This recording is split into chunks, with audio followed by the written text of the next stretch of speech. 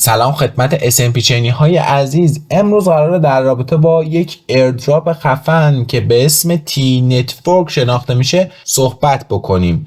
در ابتدای مسیر حدود 16.90 میلیون دلار سرمایه از سرمایه گذاران مختلف این پروژه جذب کرده که از جمله میتونیم به بایننس و همچنین وودستاک فاند اشاره بکنیم. یعنی یه پروژه خوبی هستش که یه همچین سرمایه گذارانی پشتشه. برای اینکه ما بتونیم جزو اون افرادی باشیم که قرار ایردراپ این پروژه رو دریافت بکنیم، بایستی یه سری کارا انجام بدیم که این کارا رو اینجا ما میبینیم و برامون توضیح داده و دونه دونه بهتون میگم که قراره چیکار بکنیم و از چه سایتی استفاده میکنیم. اول از همه شما قراره وارد صفحه تستنت این پلتفرم بشید. البته قبل از اینکه بدونیم این پلتفرم چطوری ایردراپ رو دریافت میکنیم باید بدونیم مثلا کارش چیه، آیا ارزش اینو داره که زمان صرف بکنیم و قرار نیست مثل ایردراپ هایی باشه که کلا وقتمون رو هدر دادیم و دریافتش نکردیم. نه، ببینین تی نتورک یک پلتفرم دسنترالایز هستش که اوپن سورس به دیولپرها و اونایی که کمک‌های نرم افزاری میکنن، اصلا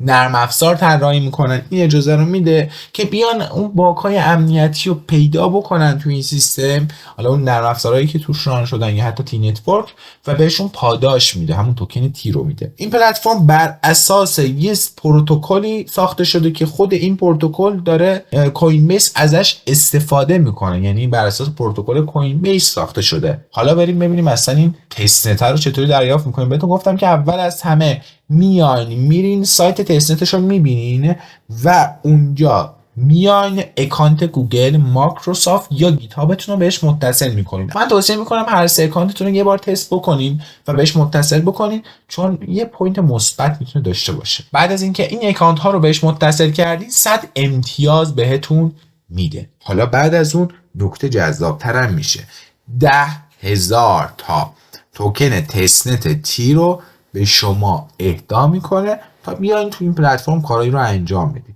بعدش میاین شما حساب گیت هاب خودتون رو به این پلتفرم متصل میکنین که حدود 250 تا امتیاز اضافی به شما میده. البته طی این پروسه توی سایتش یه سری وظایف و حالا یه سری کارا هم به شما میگه انجام بدین که کاملا اختیاریه، اما اگر اینا رو انجام بدین شما در اولویت دریافت این ایردراپ، اما اگه این کارا رو انجام بدین شما جزو اولین افرادی میشین که شانس بیشتری برای دریافت این ایردراپ خفن رو دارن. خب تا اینجا ما فهمیدیم گیت هاب رو قراره چیکار بکنیم توی سایتش و قراره کانکت بکنیم. خب تا اینجا ما فهمیدیم که تی نتورک چیکار میکنه، چطوری کار میکنه، اما از چه طریقی بریم این کار رو انجام بدیم. اول اصلا من توی سایت ایردراپس هستم و میام اینجا کلیم ایردراپ رو میزنم، اما شما نگران نباشین نتونستی پیدا کنی، قشنگ بهت میگم توی اینترنت سرچ میکنی app.t.xyz،